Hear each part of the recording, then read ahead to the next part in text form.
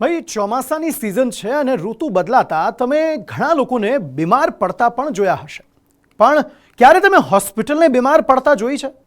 તો આજે અમે તમને બતાવીશું બીમાર હોસ્પિટલ જે રીતસરની વેન્ટિલેટર પર છે. આખી હોસ્પિટલ બિલ્ડિંગને પાટાપિંડી કરવામાં આવી છે, તેમ છતાં લાગતું નથી કે આ હોસ્પિટલ બચી શકે, પરંતુ તંત્ર માનવા જ તૈયાર નથી કે હોસ્પિટલ સિરિયસ છે. આ હોસ્પિટલ માંદી નથી, સિરિયસ છે. આખી હોસ્પિટલની કરાય પાટાપિંડી, તેમ છતાં બચે તેવી નથી કોઈ શક્યતા.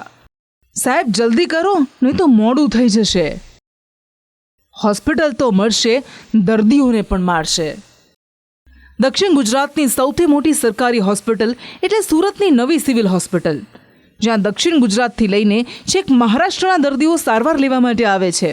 પરંતુ આ નવી સિવિલ હોસ્પિટલના હાલ બેહાલ થઈ ગયા છે. અત્યારે સુરતની નવી સિવિલ હોસ્પિટલ ટેકાના જ ભરોસે ઊભી છે. સિવિલમાં સ્લેબ પડવાની ઘટનાઓ બાદ કામચલાઉ વ્યવસ્થા કરવામાં આવી છે, જેમાં આખી બિલ્ડિંગને લોખંડના ટેકા મારીને ઊભી રાખવાના પ્રયત્નો થઈ રહ્યા છે. એક બાજુ જર્જરિત છતને રિપેર કરવાનું કામ ચાલી રહ્યું છે, તો બીજી બાજુ કેટલીક જગ્યાઓમાંથી પાણી ટપકતું નજરે પડી રહ્યું છે. જો આવામાં કોઈ દુર્ઘટના બને છે તો જવાબદારી કોની? તેમાં પણ હાલ વરસાદી માહોલમાં દર્દીઓની મુશ્કેલી ડબલ થઈ ગઈ છે. લિફ્ટમાં વરસાદી પાણી ભરાવાને કારણે લિફ્ટ બંધ પડી ગઈ છે અને ફ્લોરિંગ પર સતત પાણી પડતું રહેવાથી દર્દીઓ લપસી રહ્યા છે. જે પેશન્ટ છે એમને તો બહુ ટાઈમ બહાર ઊભું રહે, કારણ કે પગની તકલીફવાળા હોય, એમને પણ બહુ બહાર વેઇટ કરવું પડે. એટલે પછી સાથે અમારે હોય એને 4 માળ ચડીને જવું પડે ઉપર. હમણાં જ અહીંયા કેટલા 2-3 આંટીને જોયા પડતામાં પડી ગયા હતા. હા, આ પાટાપિંડીવાળી હોસ્પિટલ દર્દીઓ સાથે ડોક્ટર્સ માટે પણ જોખમી છે. છત પરથી પડતું પોપડું નીચે ડોક્ટર છે કે દર્દી એ જોઈને નહીં પડે.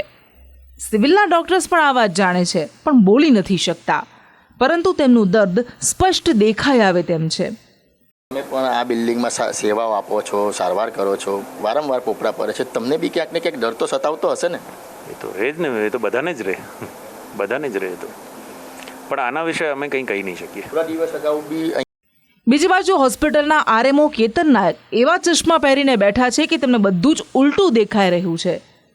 ખંડેર હાલત છે, જગ્યાએ જગ્યાએ ટેકા મુકાયા છે, તો એ કેતનભાઈ કહે છે કે આ તો સેફટી માટે છે.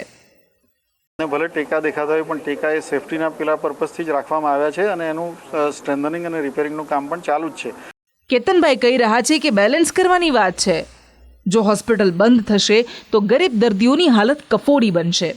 દર્દીઓના હિતના ધ્યાનમાં રાખીને કરવામાં આવ્યું છે અને જે જોખમની આપ વાત કરો છો એ જોખમ માટે પણ પીઆઈયુ દ્વારા એનું મેન્ટેનન્સની કામગીરી ચાલુ જ છે.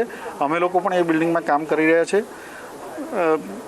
બેલેન્સ કરવાની વાત છે. એક બાજુ દર્દીઓની, ગરીબ દર્દીઓની સારવાર છે, નહીં તો અધરવાઇઝ પ્રાઇવેટમાં જવું પડે તો એમને ખૂબ ખર્ચા થાય. અમદાવાદમાં બધા પેશન્ટોને મોકલવા શક્ય નથી હાયર સેન્ટરમાં, એટલે આ રીતની કામગીરી છે. કેતનભાઈની વાત તો સાચી, પણ સારવાર લેવા આવેલો દર્દી તમારા પાપે મોતને ભેટે તો જવાબદારી કોની? દર્દી છોડો, તમારા જ કર્મચારી કે પછી કોઈ ડોક્ટર પર કાટમાળ પડે અને કોઈનું મોત થાય તો જવાબદારી કોની? કેતનભાઈ તો સજ્જન વ્યક્તિ લાગે છે, તેમને તંત્રની નથી ખબર. આ નઘરો તંત્ર છે જે દર્દીઓને ચિંતાની આગ પર પોતાના રોટલા શેકે તેમ છે. મહત્વનું છે કે નવી સિવિલ હોસ્પિટલમાં દર્દીઓની સંખ્યા દિવસે ને દિવસે વધી રહી છે. જૂની બિલ્ડિંગ જર્જરિત થઈ ગઈ હોવા છતાં પણ દર્દીઓનો ધસારો જોવા મળે છે.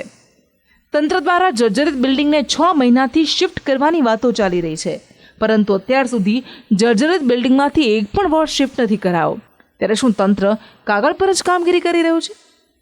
આ કામગીરીમાં ઉતાવળની જરૂર છે, પછી એવું ન થાય કે મોડું થઈ જાય, નહીં તો હોસ્પિટલ તો મળશે જ, સાથે દર્દીઓને પણ મારશે.